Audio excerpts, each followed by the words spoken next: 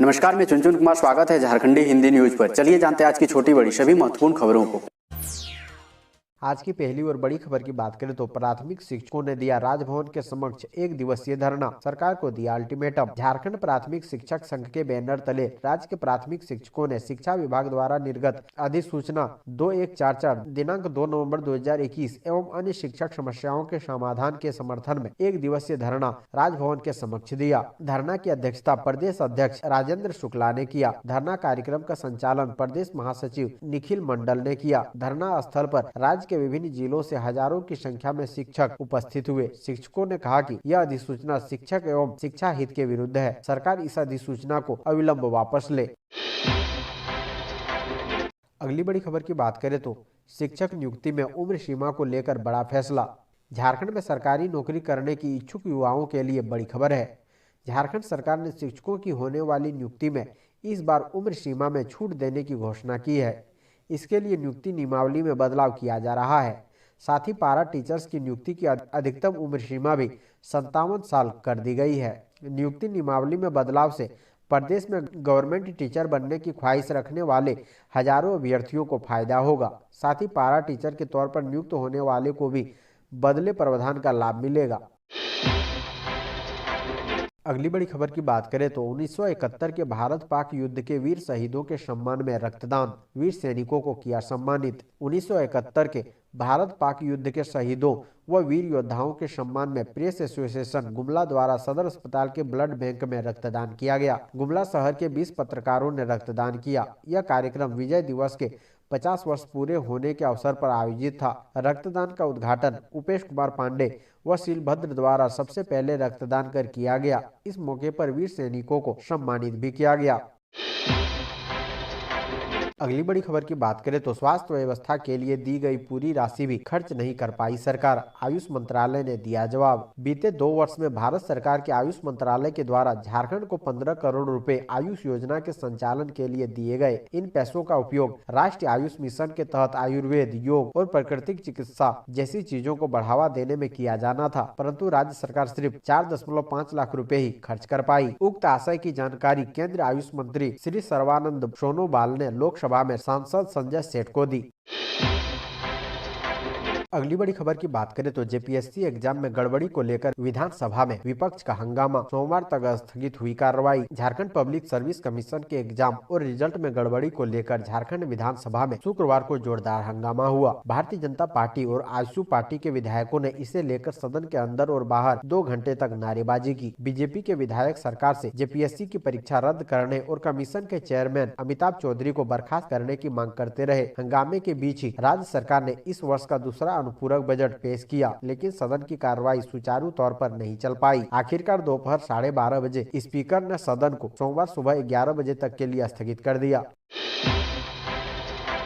अगली बड़ी खबर की बात करें तो जमशेदपुर समेत पूरे कोल्हान के पेट्रोल पंप 21 दिसंबर को रहेंगे बंद। ये है खास वजह। केंद्र सरकार द्वारा डीजल और पेट्रोल पर 5 व 10 रुपए की कटौती की गई थी। इसके बाद ओडिशा समेत भाजपा शासित राज्यों ने पेट्रोल डीजल पर वैट में कमी कर दी। ऐसे में झारखंड सरकार पर दबाव बनाने के लिए कोल्हान के पेट्रोल पंप मालिकों ने आंदोलन की रणनीति बनाई है। कोल्हान पेट्रोलियम डीलर एसोसिएशन के सदस्यों की शुक्रवार को बैठक हुई, जिसमें कई ज्वलंत मुद्दों पर चर्चा हुई। इस अवसर पर एसोसिएशन के सभी सदस्य शामिल हुए। बैठक एसोसिएशन के सचिव कुणाल कर की अध्यक्षता में संपन्न हुई। इसमें वैट कम होने के फायदे को लेकर जन जागरण चलाने की रणनीति बनाई गई। इसके साथ ही 21 दिसंबर 2021 को कोल्हान के सभी पेट्रोल पंप बंद रखने पर सहमति बनी। अगली बड़ी खबर की बात करें तो लोहरदगा में कोरोना के 6 मरीज मिलने से हड़कंप, प्रशासन अलर्ट। झारखंड में एक बार फिर से कोरोना मरीजों की संख्या बढ़ने लगी है। 16 दिसंबर को आई रिपोर्ट के अनुसार झारखंड के लोहरदगा में एक साथ कोरोना के 4 नए मरीज मिलने से जिला प्रशासन के बीच हड़कंप मच गया है। मिली जानकारी के अनुसार लोहरदगा रेलवे स्टेशन पर जाँच के दौरान रांची के चान्हो प्रखंड के 20 वर्षीय युवक, लोहरदगा प्रखंड के बसरी नगड़ा 25 वर्षीय 2 निवासी, एक 20 वर्षीय महिला, चीपो गाँव की 40 वर्षीय महिला और गुमला के कोटाम गाँव के 30 वर्षीय युवक कोरोना पॉजिटिव पाए गए हैं। अगली बड़ी खबर की बात करें तो झारखंड में 2022 जून तक शुरू हो जाएगी बीएसएनएल की 4G सेवा। झारखंड के सभी जिलों में बीएसएनएल की 4G सेवा साल 2022 के जून माह तक शुरू हो जाएगी। अभी 6 जिलों में बीएसएनएल की 4G सेवा चालू है। इनमें लोहरदगा, सिमडेगा, पलामू, गढ़वा जिले शामिल है। वहीं बाकी जिलों में बीटीएस अपग्रेडेशन के लिए जरूरी इक्विपमेंट का ऑर्डर दे दिया गया है। यह बातें शुक्रवार को बीएसएनएल के मुख्य महाप्रबंधक के सिंह ने संवाददाता सम्मेलन के दौरान कही। उन्होंने कहा, हालांकि यह सेवा शुरू हो जानी चाहिए थी, लेकिन इसमें देरी हुई, लेकिन अब जल्द सेवा शुरू होने वाली है। मार्च से सभी टावरों में 4G इक्विपमेंट लगने शुरू हो जाएंगे। अगली बड़ी खबर की बात करें तो मानगो नगर निगम ने कहा, प्रधानमंत्री आवास नहीं बना तो वसूली जाएगी राशि। मानगो नगर निगम क्षेत्र में प्रधानमंत्री आवास योजना के तहत वर्ष 2015 एवं 2016-17 के स्वीकृत आवासों को 100% निर्माण कार्य पूरा करने का निर्देश दिया गया। निगम के कार्यपालक पदाधिकारी दीपक सहाय ने नोडल पदाधिकारी दिनेश्वर यादव को दिसंबर के अंत तक पूरा कराने संबंधी दिशा निर्देश दिए। इस संबंध में गुरुवार को प्रधानमंत्री आवास योजना की टीम के साथ नगर प्रबंधक द्वारा वित्त वर्ष 2016-17 के लंबित आवासों को पूरा कराने के लिए लाभुकों के घर जाकर सख्त चेतावनी दी गई। उन्हें बताया गया कि यदि आवास निर्माण कार्य दिसंबर के अंत तक पूरा नहीं कराया जाता है तो उन पर कार्रवाई करते हुए राशि वसूली जाएगी। अगली बड़ी खबर की बात करें तो झारखंड सरकार ने केंद्रीय वित्त मंत्री को चिट्ठी लिखी। 34,862 करोड़ रुपए बकाया को लेकर ठोका दावा। झारखंड सरकार ने राज्य में स्थित केंद्रीय उपक्रमों पर राज्य की बकाया राशि के भुगतान के लिए केंद्र के पास दावा ठोका है। राज्य सरकार ने केंद्र से मिलने वाली जीएसटी कंपनसेशन को भी अगले 5 सालों तक विस्तार देने की मांग की है। इसे लेकर झारखंड के वित्त मंत्री डॉक्टर रामेश्वर उरांव ने केंद्रीय वित्त मंत्री डॉक्टर निर्मला सीतारमण को पत्र लिखा है। पत्र में कहा गया है कि झारखंड में चल रही केंद्रीय कंपनियों द्वारा किए गए कोयला खनन के एवज में कंपनसेशन और पानी के मद में 34,862 करोड़ रुपए बकाया है। राज्य की वित्तीय स्थिति का हवाला देते हुए पत्र में कहा गया है कि ये राशि राज्य को तत्कालीन मिलनी चाहिए।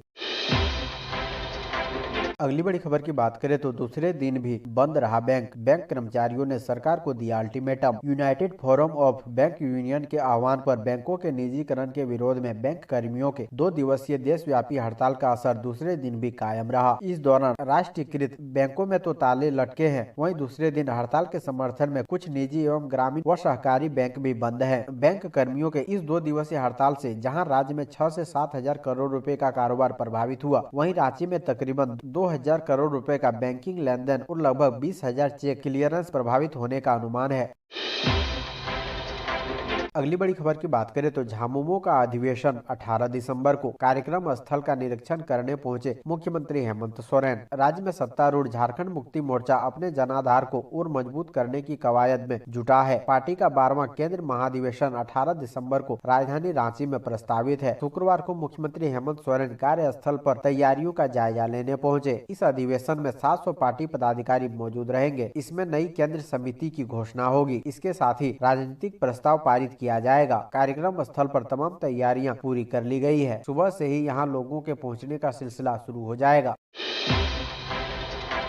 अगली बड़ी खबर की बात करें तो नक्सली संगठन पीएलएफआई को पुलिस की गतिविधियों की जानकारी देने वाला चढ़ा पुलिस के हत्थे। पुलिस ने भेजा जेल। पुलिस की गतिविधियों की जानकारी पीएलएफआई उग्रवादी तक पहुंचाने के आरोप में खूंटी के रनिया पुलिस ने स्वदेश सीआरपीएफ कैंप के पास से गुदड़ी थाना क्षेत्र के उशुंगीद गाँव निवासी 13 वर्षीय बुधराम बुद्ध को गिरफ्तार कर लिया है। इस संबंध में रनिया प्रभारी रोशन कुमार ने बताया कि आरोपी सोदे सीआरपीएफ कैंप के आसपास भ्रमण कर रहा था। जब वहां पुलिस पहुंची तो वो भागने का प्रयास करने लगा। इसी दौरान पुलिस के जवानों ने उसे खदेड़ कर पकड़ लिया। उसे गिरफ्तार कर छानबीन की गई। बताया जा रहा है कि सोदे सीआरपीएफ कैंप के आसपास आरोपी बुधराम भ्रमण कर रहा था। जब वहां पुलिस पहुंची तो वह भागने का प्रयास करने लगा। पूछताछ में आरोपी बुधराम ने स्वीकार किया कि वो मोबाइल पर पुलिस की गतिविधियों की सूचना पीएलएफआई उग्रवादियों तक पहुँचाया करता था। बुधराम के पास से पुलिस ने पीएलएफआई की चंदा रसीद, पर्चा और 2 मोबाइल भी बरामद किया है।